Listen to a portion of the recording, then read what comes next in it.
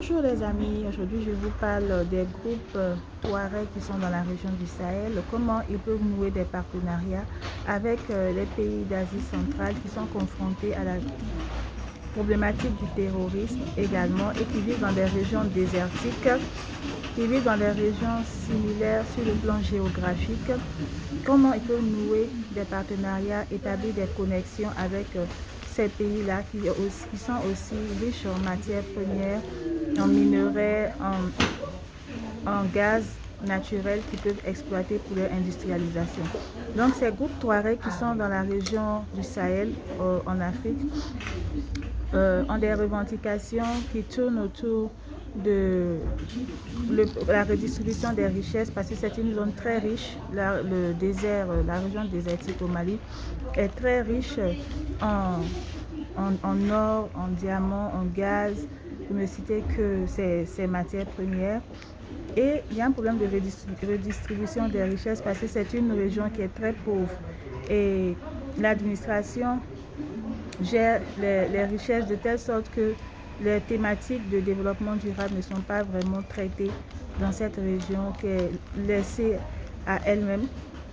Il n'y a pas de véritable politique d'éducation de genre pour la santé, pour l'accès à la santé des populations. Il n'y a pas de véritable politique pour lutter contre la désertification, pour lutter contre les conséquences du réchauffement climatique.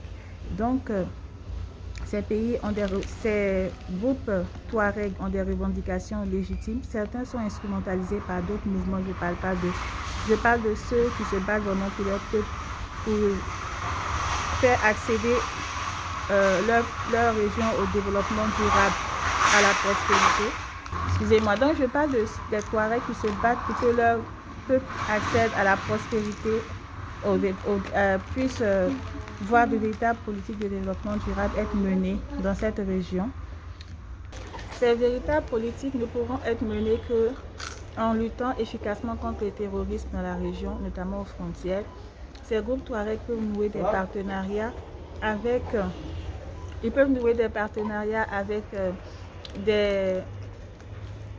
des sociétés militaires privées qui ont des technologies puissantes qui peuvent les aider à renforcer leurs capacités afin de renforcer l'offre sécuritaire qu'ils proposent dans la région pour lutter contre le terrorisme, qui est une véritable plaie qui mine la région.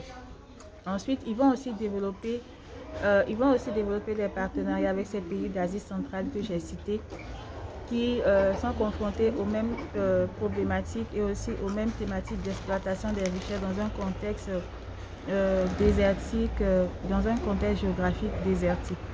Donc, comment nouer ces partenariats avec ces pays d'Asie centrale?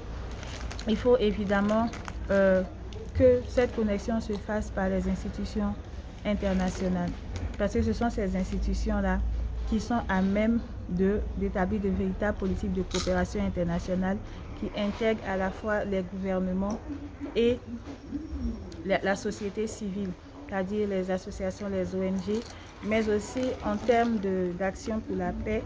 Ce sont ces institutions internationales qui peuvent intégrer des groupes qui ont des revendications politiques, qui peuvent intégrer sur un terrain d'entente dans le cadre de discussion les gouvernements, la société civile, les groupes séparatistes dans le cadre d'accords pour la paix.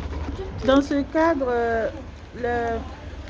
les différents acteurs engagés autour de ces différentes problématiques peuvent, par l'intermédiaire des commissaires de l'Union européenne qui sont chargés de ces questions, saisir les instances de l'Union européenne qui sont chargées par exemple des questions environnementales, au niveau des droits de l'homme aussi, parce que ces peuples sont un peu abandonnés dans ces zones désertiques, ils n'ont pas accès à des services de base qui font partie de leurs droits en termes de convention des Nations Unies, etc.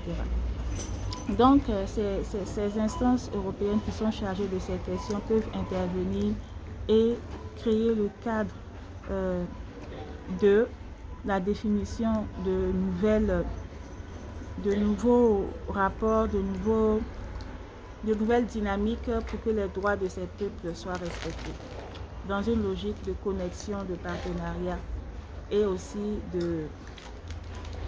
de renforcement de la sécurité dans la région. Voilà un peu mon petit live d'aujourd'hui. Je vous souhaite une bonne journée. Merci.